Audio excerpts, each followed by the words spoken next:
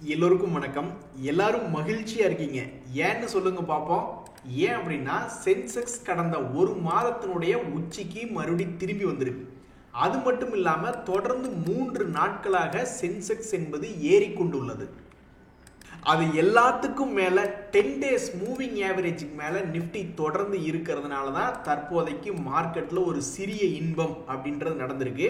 இது சரியா ஒரு மாசத்துக்கு முன்னாடி மார்ச் மாதத்துல சில நாட்கள் இருந்தது. 10 டேஸ் மூவிங் ஆவரேஜுக்கு மேல நிப்டி இருந்த பொழுது கொஞ்சம் சந்தோஷம் இருந்தது. அதுக்கப்புறம் ட்ரம்ப் அவர்கள் நல்ல பெரிய பாறாங்கெல்லாம் எடுத்து நம்மளுடைய சந்தோஷத்துல போட்டுட்டார். அப்புறம் மறுபடியும் அவரே நம்மளுக்கு பூங்கொத்து கொடுத்து மறுபடியும் நிப்டி 10 டேஸ் மூவிங் ஆவரேஜுக்கு மேல தூக்கி விட்டுருக்காரு.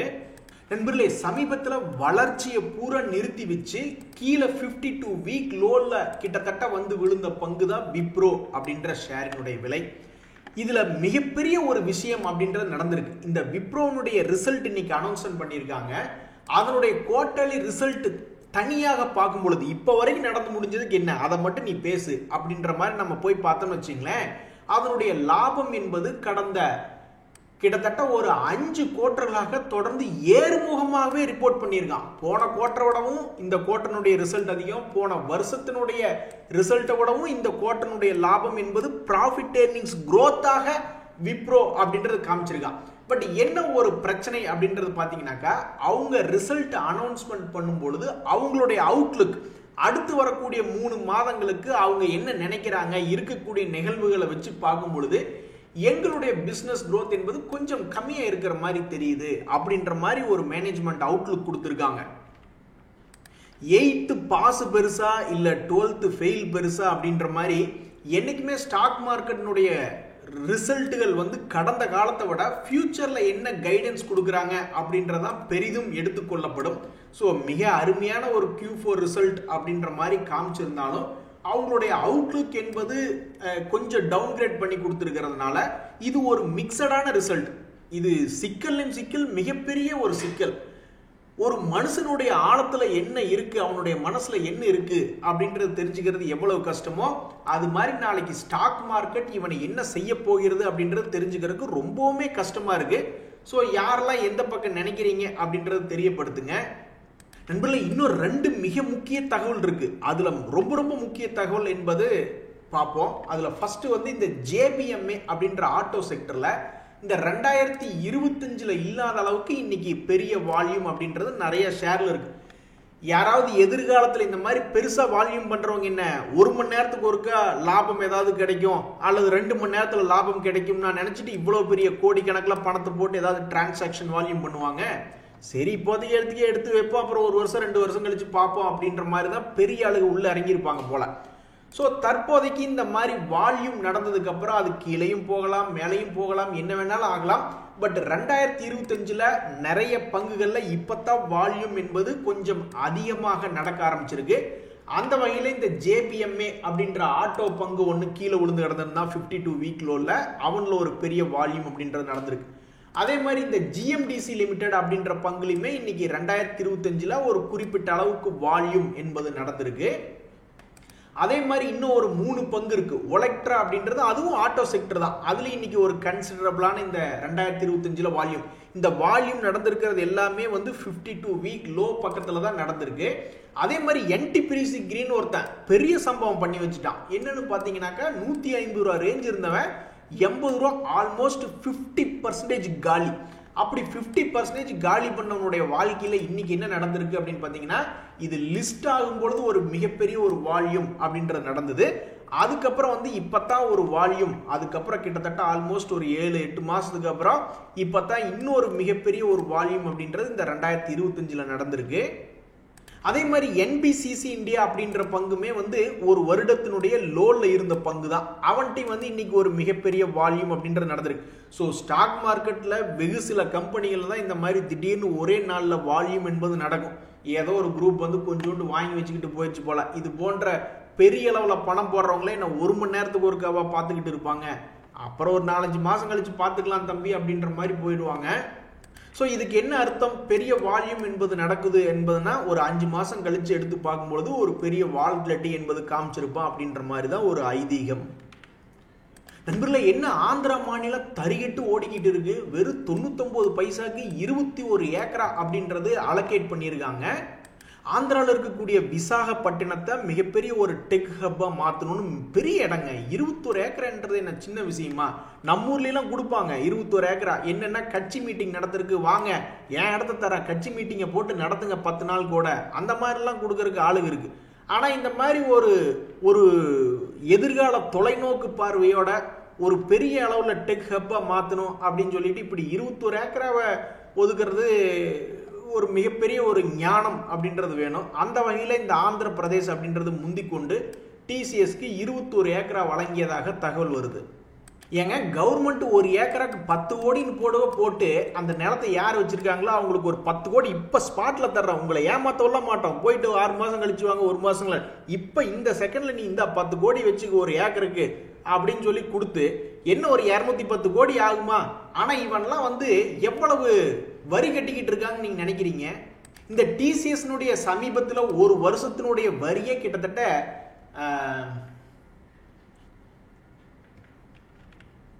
அவன் மொத்தம் பண்ணியிருக்கக்கூடிய ப்ராஃபிட் பிஃபோர் டேக்ஸுங்கிறது போன வருஷத்துல 65,331 கோடிங்க. அதுல 25% டேக்ஸ் கட்டினதா போட்டிருக்கு. அப்ப கிட்டத்தட்ட 16,332 கோடிங்க. ஒரு எவ்வளவு தொலைநோக்கு பார்வையோட ஏக்கருக்கு 10 கோடின்னு போட்டா கூட அது எத்தனை கோடிங்க ஆயிரப்போகுது பெருசா? ஒரு 210 கோடி ஆகுது. கவர்மெண்ட்டே கூட அதை ஏத்துக்கிட்டும். பல லட்சம் கோடி கடனை வாங்கி வச்சுக்கிட்டு எந்தையாவது ஒன்று பண்றதுக்கு இதுல ஒரு 210 கோடி கவர்மெண்ட் போட்டுக்கிட்டு அதுக்கப்புறமாக்க நிலத்தை அபகரிச்சு அவங்க கிட்ட கொடுத்துட்டு எதிர்காலத்தில் அதுக்கப்புறம் அவன் 100 வருஷமா எவ்வளவு வரி கொடுப்பான் அதை வச்சுக்கிட்டு அப்படின்ற மாதிரி தொலைநோக்கு பார்வையோட சிந்திச்சோம்னு வச்சுங்களேன், நம்மளுக்கு வேலை வாய்ப்புகள் அப்படின்றது பெருகுது, பிரஸ்டீஜ் அப்படின்றது கிடைக்குது. மற்ற எல்லா மாநிலங்களோட நம்ம மாநிலங்கள் சிறந்து விளங்குது அப்படின்ற ஒரு பிரஸ்டீஜ் அப்படின்றது கிடைக்குது. எது எப்படியோ சந்திரபாபு நாயுடு அவர்கள் தன்னுடைய வேலையை காமிச்சிட்டாப்ல. இந்த பிக் வால்யூம் நடக்கும்போது யார் எந்த கையை வாங்குறதுனே தெரியாது. பெரிய இன்ஸ்டிடியூஷன்ஸ் என்னதான் பண்றாங்க, உள்ள போய் வெளியே வராங்களா, என்ன பண்றாங்கன்னு தெரியாது. பட் இந்த நேரத்தில் வந்து சில எஃப்ஐஎஸ் எல்லாம் பெரிய ஆளுங்க தங்களுடைய ஹோல்டிங்கை கொஞ்சோண்டு இன்க்ரீஸ் பண்ணியிருக்காங்க அப்படின்ற மாதிரி நம்ம எப்படி பார்க்கலாம்னா, எக்ஸாம்பிள் இப்படி எடுத்து பார்க்கலாம். இப்போ கத்தோலிக் சிரியன் பேங்க் அப்படின்ற ஒரு பங்கு இருக்குன்னு வச்சுங்களேன். அவன் 52 வீக் லோ 282 ரூபாயில இருந்து இப்போதைக்கு கொஞ்சம் மேல் நோக்கி ஏறி வந்திருக்கான். அவனுடைய சமீபத்தினுடைய தகவல் என்ன சொல்லுது அப்படின்னு பாத்தீங்கன்னாக்கா, கொஞ்சம் கொஞ்சமாக 5% இருந்து இந்த எஃப்ஐஎஸ் ஹோல்டிங் 13% உயர்த்தியிருக்காங்க அப்படின்ற ஒரு தகவல் வரும். அதே மாதிரி இந்த மார்க்சன்ஸ் ஃபார்மா அப்படின்றது சமீபத்தில் தொடர்ந்து லாபம் பண்ணி கொண்டு இருக்கக்கூடிய கம்பெனியா இருக்கு. முதலாம் 30 கோடி 40 கோடின்னு ஆடிக்கிட்டு இருந்தாங்க.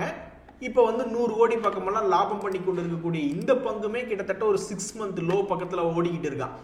இதுலயும் வந்து ஃபாரினர்ஸ் என்ன பண்ணியிருக்காங்க அப்படின்னு பார்த்தோம்னாக்கா, 2022 4% ஹோல்டிங் பண்ணிக்கிட்டு இருந்தவங்க இப்போ 22% காமிச்சுக்கிட்டு இருக்கு. நண்பர்களே, ஜேகே டயர் அப்படின்ற பங்குமே ஆட்டோ செக்டர்ல இருக்கக்கூடிய ஒரு பங்கு தான். அதுல என்ன ஒரு தகவல்னா, தற்போதைய நிலைமையில கிட்டத்தட்ட நவம்பர் டிசம்பர் மாதத்துல ஒரு கட்டத்தில் 50 டேஸ் மூவிங் ஆவரேஜுக்கு மேல இருந்தா, அதுக்கப்புறம் அது ஃபெயிலியர் ஆகி கீழே இறங்கிட்டான். இப்போ மறுபடியும் 50 டேஸ் மூவிங் ஆவரேஜை தாண்டி இருக்கான் அப்படின்றது அந்த ஜேகே டயர் என்கின்ற பங்குல ஒரு தகவல். இந்த சமயத்துல 50 ரூபாய்க்கு கீழே இருக்கக்கூடிய பங்குகள் தான். ஆனா இப்பவும் லாபம் பண்ணிக்கிட்டு இருக்கான். 1 இயர் லோல போய் ஆடிக்கிட்டு இருக்கான் அப்படின்ற மாதிரியான சில எக்ஸாம்பிள்ஸ் பார்த்தீங்கன்னு வச்சுங்களேன். ட்ரைடன்ட்னு ஒரு பங்கு, மேக் மை ட்ரிப்பா, ஈஸ் மை ட்ரிப் அப்படின்னு சொல்லணும். அதாவது ஈஸி ட்ரிப் பிளானர்ஸ், ஒரே ட்ரிப்புனா வருது. சரி, ஈஸி ட்ரிப் பிளானர்ஸ் அப்படின்ற பங்கு இப்போ வரைக்கும் அது லாபம் செஞ்சு கொண்டிருக்கக்கூடிய, கடந்த 3 குவார்ட்டர்ல லாபம் என்று செஞ்சு கொண்டிருக்கக்கூடிய ஒரு பங்காக இருந்தாலுமே, இந்த பங்கு தன்னுடைய இண்டஸ்ட்ரி பியை விட ஸ்டாக் பி என்பது கம்மியாக இருந்தாலுமே, கடன் என்பது குறைவாக இருந்தாலுமே, இந்த பங்கு தற்போது 1 நியர் லோ அப்படின்ற மாதிரி 12 ரூபாய்க்கிட்ட ஆடிக்கிட்டு இருக்கான். இது 50 ரூபாய்க்கு கீழே இருக்கக்கூடிய இன்னொரு பங்கு ட்ரைடன்ட் அப்படின்ற ஒரு பங்கு. அவனுடைய கடன் என்பது கொஞ்சம் குறைவாகத்தான் இருக்கு. 1614 கோடி கடன் என்பது அப்படின்ற மாதிரி போயிட்டு இருக்கக்கூடிய இந்த நேரத்தில் இவனுடைய குவார்டர்லி ரிசல்ட் என்பது அவனு ஒரு மாதிரி அப்படியே கொஞ்சம் கொஞ்சமா லாபம் காமிச்சு கொண்டு இருக்கக்கூடிய கம்பெனி தான். இவனும் வந்து 52 வீக் லோல போய் இருக்கு. ஸோ ட்ரேடர்கள் இந்த கம்பெனியினுடைய Q4 ரிசல்ட் எப்போ வெளியிடுவாங்க அப்படின்னு ஆவலோட பார்த்துக்கிட்டு இருக்காங்க. அடடா, இங்க பாருங்க நண்பர்களே, இந்த ஐடிபிஐ பேங்கினுடைய ஷேர் பிரைஸ் என்ன வேலை பண்ணானோ அதையே மற்ற பங்குகளுடைய விலைகளும் பண்ணுச்சுன்னா பல பேர்த்துக்கு தலைவலியே வராது. அதனால அவங்க செஞ்சதை நீங்க செய்வீர்களா அப்படின்ற மாதிரி எல்லாரும் பிரார்த்தனை பண்ணிக்கிட்டு இருக்காங்க.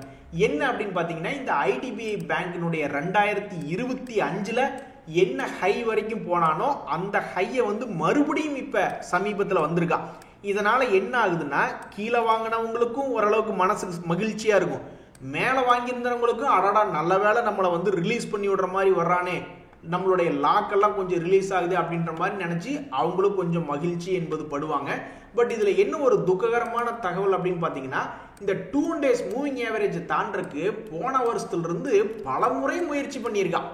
ஒவ்வொரு முறையும் பன்னு வாங்கிட்டு கீழே தான் வந்திருக்கான். இப்ப மறுபடியும் வந்து 7வது முறையாக இந்த இடத்துல முயற்சி பண்ணிக்கிட்டு இருக்கான் 2 days மூவிங் ஆவரேஜ் தாண்டி போறதுக்கு. இது என்ன பண்ண போறான் அப்படின்றது இப்போது வரைக்கும் தெரியல. ஸோ இவன் மட்டும் இல்லை, இன்னுமே நிறைய பங்குகள் வந்து பழைய டிசம்பர் ஹை அப்படின்ற மாதிரிலாம் கொஞ்சம் கொஞ்சமாக ஏறிட்டு வர்றாங்க. கவனிச்சிங்களா? சில பங்குகள்லாம் பாவம் தொங்கி கிடந்தானுங்க. இந்த 2025 வெறும் 65 ரூபாய்லாம் இந்த ஜிஎம்ஆர் ஏர்போர்ட்ஸ் அப்படின்றது போய் விழுந்துருச்சு. அதுக்கப்புறம் நிறைய பங்குகள் கொஞ்சம் கொஞ்சமாக பிக்கப் ஆகி வந்துகிட்டு இருக்கான். இந்த ஜிஎம்ஆர் ஏர்போர்ட்ஸ் என்ன பண்ணியிருக்கான்னாக்கா, போன வருஷத்தினுடைய நவம்பர் டிசம்பர் அளவுகளில் என்ன ரேட் இருந்தானோ அந்த இடத்துக்கு திரும்பி வந்திருக்கான். அப்போ 65 ரூபாயிலிருந்து 85 ரூபா மேல் நோக்கி வந்ததுக்கு அப்புறம் நிறைய ட்ரேடர்கள் யோசனை பண்ணிக்கிட்டு இருக்காங்க. ஸோ 6 மாசத்துக்கு முன்னாடி இருந்த ரேட் எல்லாம் மறுபடியும் வந்திருக்கானுங்க, இனி இவனுங்கெல்லாம் எதிர்காலத்தில் என்ன பண்ணுவானுங்களோ அப்படின்ற மாதிரி எல்லாம் யோசனை பண்ணி பார்த்துக்கிட்டு இருக்காங்க. ஆனால் ஒரு நல்ல விஷயம் என்னன்னா, ஒரு 6 மாசத்துக்கு முன்னாடி 5 மாசத்துக்கு முன்னாடி இருந்த ஹையை பல பங்குகள் வந்து தொட்டிருக்கான். அதனால தான் மனசுக்கு கொஞ்சம் மகிழ்ச்சியா இருக்கு. இது எல்லாத்துக்கும் என்ன காரணம்னா, சென்செக்ஸ் திரும்பி 1 மந்த்னுடைய ஹை வந்ததுக்கு தான் முக்கிய காரணம். சரி, அப்படின்னா அவனை நீ ஒரு வருஷத்துடைய பழைய ஹைக்கு போக சொல்லு அப்படின்னா, அப்ப நம்ம அது போக சொல்லி என்ன பிரயோஜனம்? பிரார்த்தனை தான் பண்ண முடியும். ஆண்டவா, இவனை ஒரு மாச ஹை வந்ததுக்கே எங்களுக்கு கொஞ்சம் மகிழ்ச்சி கொடுக்குறியே, அப்ப பழைய ஒரு வருஷ ஹை வந்ததுன்னா நீ எனக்கு எவ்வளவு மகிழ்ச்சி கொடுப்ப அப்படின்ற மாதிரி நம்ம பிரார்த்தனை தான் பண்ண முடியும். நண்பர்களே, இந்த சமயத்துல மிகப்பெரிய ஒரு ஏவுகணை மாதிரி வேலை பார்த்திருக்கக்கூடிய சில பங்குகளை பார்த்திருக்கீங்களா? இந்த லாரஸ் லேப்ஸ்னு ஒருத்தன் சமீபத்தில் 2025 பிறந்ததுல இருந்து கிட்டத்தட்ட 10-20% எத்தனை முறை போயிட்டு வந்துட்டான் பாருங்க. 20% உழுக வேண்டியது, 20% ஏற வேண்டியது, 20% உழுக வேண்டியது, மறுபடியும் 20% ஏற வேண்டியதுன்னு ஒரே விளையாட்டு காமிச்சுக்கிட்டு இருக்கான். இந்த சமயத்தில் வந்து இதனுடைய லெவல்ஸ் எப்போ மாறும் அப்படின்ற மாதிரி ட்ரேடர்கள் பார்த்துக்கிட்டு இருக்காங்க. ஒரே வண்டிக்குள்ள குதிரை ஓட்டிக்கிட்டு இருக்கானே, இவனுடைய லெவல்ஸ் எப்போ மாறும் அப்படின்னு பார்த்துக்கிட்டு இருக்காங்க. நண்பர்களே, இப்போ நாட்டு நிலைமை ரொம்பவுமே மோசமாக போய்கிட்டு இருக்கு. என்னடா எங்களை போட்டு இப்படி டார்ச்சர் பண்ணுறீங்க அப்படின்ற மாதிரி உலக அளவில் குளோபல் மார்க்கெட்டில் எல்லாரும் எப்போ சந்தோஷப்படுவாங்க? எல்லாருமே நல்லா இருக்கணும், அப்படி இருந்தால் தானே சந்தோஷமா இருக்கும். ஆனால் மாற்றி சண்டை போட்டுக்கிறாங்க. அப்படி சண்டை போடும்போது யார் ஜெயிக்கிறாங்க அப்படின்றது கண்டிப்பாக இந்த உலகம் கேள்வி கேட்கும். அப்போ இப்போ டேரிஃப்னுடைய வாரில் அடி மேல் அடி, ஆப்புக்கு மேல் ஆப்பு இந்த சீனா அப்படின்றது வச்சுட்டு வருது. ஸோ ரேர் எர்த் மெட்டல்ஸ் அப்படின்றத ஸ்டாப் பண்ணிட்டாங்க. அதுலேயே அமெரிக்கா ஒரு மாதிரி ஆடி கதிகலங்கி நிற்கிது. அடுத்ததாக இந்த போயிங் விமானம் மற்றும் உதிரி பாகங்களை வாங்குறத நிறுத்துக அப்படின்ற மாதிரி ஒரு ஆர்டர் வேற போட்டிருக்கிறதாக தகவல்கள் வந்துகிட்டு இருக்கு. ஸோ இதெல்லாம் எங்கே போய் முடியுதுன்னு தெரியல. இதனால என்ன ஆயிட்டு இருக்கு அப்படின்னு பார்த்தீங்கன்னா, கோல்டினுடைய விலையை வந்து அவனை யாராவது நிறுத்த சொல்லுங்களேன் அப்படின்ற மாதிரி அவன் நிறுத்தாம மேல் நோக்கி போய்கிட்டு இருக்கான். இது மாதிரி காம்ப்ளிகேட்டட் தகவல்கள் வர்றதுனால கோல்டு நிற்காம அவன் பாட்டுக்கு உச்சத்தின் மேல் உச்சமா போய்கிட்டு இருக்கு. இனி அச்சய திருதி வேற வருது. நண்பர்களே, நம்ம எந்த செலவு வந்தாலும் ஓரளவுக்கு சமாளிச்சுக்கிறோம். இப்போ நம்ம லீவில் இருக்கோம், சம்மர் ஹாலிடேஸில் ஜாலியாக இருப்போம். ஆனால் லீவ் முடிஞ்சோடனே ஸ்கூல் ஃபீஸ் கட்டணும். இந்த லீவில் நிறைய பேர் வந்து குழந்தைகளுக்கு தடுப்பூசி போடலாம்னு நினச்சிக்கிட்டு இருந்திருப்பீங்க. அதை போய் எடுத்து பார்த்தா அது 5000 கொடு, 10,000 கொடு, 2 குழந்தை இருந்தால் அப்போ 20,000 ரூபா கணக்கு பக்கமெல்லாம் வந்துடும். ஸோ அப்படி பார்க்கும்பொழுது நம்மளால இந்த ஹெல்த் அண்ட் எஜுகேஷனுக்கு தான் நம்மளால கரெக்டாக பிளான் பண்ண முடியல. அந்த செலவுகள் தான் நம்மளை ரொம்ப பாதிக்குது. அப்போ வந்து அதுக்கு தகுந்த மாதிரி நம்ம பிளான் போட்டு ஒவ்வொரு மாதம் சிறுக அப்போவே ஒரு 1000, 2000, 5000, 10,000 எடுத்து வச்சுக்கிட்டே வந்துட்டு இருந்தோம்னாக்கா இப்படி லீவ் முடிஞ்சு போகும்போது ஈஸியாக சமாளிச்சிடலாம். இன்னைக்கு தேதியை பொறுத்த வரைக்கும் யூரோப்பியன் மார்க்கெட்ஸ் கொஞ்சம் சுணக்கமாக தான் இருக்கான். இந்த எம்ஆர்பிஎல் பெரிய அளவில் வீழ்ச்சி அடைஞ்சிட்டு இப்போதான் கொஞ்சம் சிரிச்சு பேசுகிற மாதிரி லேசாக மேல் நோக்கி ஏறி வந்தான். ஏன்னா க்ரூட் ஆயிலினுடைய விலை மேல் நோக்கி வந்துகிட்டு இருந்தது. அதனால இவங்களுக்கு ரிஃபைனரி மார்ஜின்லாம் அதிகமாக கிடைக்கின்ற மாதிரி ஏதோ ஒரு மார்க்கெட்டில் அதை மேலே ஏற்றிட்டு இருந்தாங்க. கடைசியில் பார்த்தா இப்போ மறுபடியும் க்ரூட் ஆயிலினுடைய விலை என்பது ஒரு 1 இயர் லோ பக்கத்தில் போய் ஆடிக்கிட்டு இருக்கான். இது என்னடா எம்ஆர்பிஎலுக்கு வந்த சோதனை அப்படின்ற மாதிரி தற்போதைய நிலைமையில 50 டேஸ் மூவிங் ஆவரேஜுக்கு மேலே போய் சிரிச்சு பேசினவன் மறுபடியும் கீழே விழுந்தான், மறுபடியும் மேல் நோக்கி வந்திருக்கான். இனி அடுத்தது என்ன பண்ண போறான் அப்படின்றது அந்த ஆண்டவனுக்கே வெளிச்சம். சரி நண்பர்களே, இன்றைய தகவல் அனைத்து உங்களுக்கு உதவியாக இருந்ததுன்னு எனக்கும் மகிழ்ச்சி தான். ரொம்ப நன்றி, வணக்கம்.